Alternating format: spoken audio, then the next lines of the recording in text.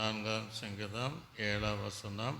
அவளுக்கு தானியமும் திராட்சரசமும் பெருகியிருக்கிறதை பெருக்கத்தின் காலத்தின் பார்க்கிலும் அதிக சந்தோஷத்தை எனக்கு நீ தந்தீர், இருதயத்தில் தந்தீர் என்று சொல்லுகிறார். உலக மனிதர்கள் தங்களுடைய தானிய விளைச்சினாலும் தங்களுக்கு கிடைக்கக்கூடிய ஆசீர்வாதத்தினாலும் அது சந்தோஷமாக இருந்தாலும் தாவீது சொல்லுகிறார், அதை பார்க்கிலும் அந்த உலகத்தினுடைய ஆசீர்வாதத்தில் வருகிற சந்தோஷத்தை பார்க்கலும் அதிகமான சந்தோஷத்தை என் இருதயத்திலே தந்தீர் என்று சொல்லுகிறார்.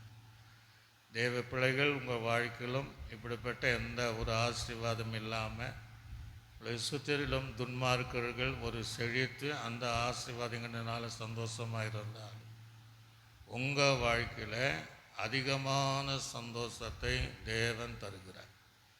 அப்போஸ்தலனாகிய பவுல் பிலிப்புக்கு எழுதும்போது நீங்கள் எப்பொழுதும் சந்தோஷமாக இருங்கள் என்று அங்கே கிட்டத்தட்ட ஒரு 13 இடங்களிலே எழுதுகிறார்.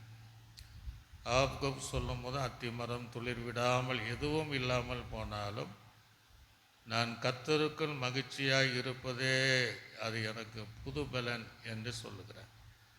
ஆக இந்த மோசே கூட உலகத்தின் அவன் சொல்லும்போது உலகத்தினுடைய பாவ சந்தோஷத்தை அனுபவிப்பதை பார்க்கலாம் தேவ ஜனங்களோடு படுகிற துன்பத்தை தெரிந்து கொண்டான் என்று பார்க்கிறோம்.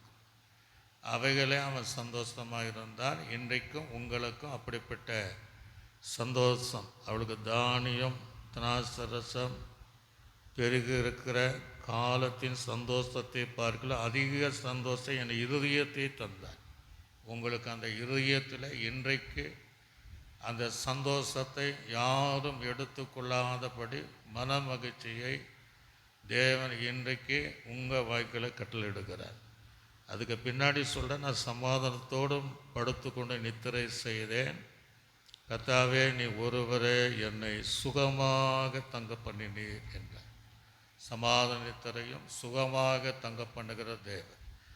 நல்ல ஆண்டவரே, இந்த வார்த்தைகள் கேட்கிற ஒவ்வொரு குடும்பங்களும் இந்த சந்தோஷத்தையும் இந்த சமாதானத்தையும் சுகத்தை கொடுத்து நடத்துகிறார். இயேசுவின் நாமத்தில் நல்ல பிதாவே.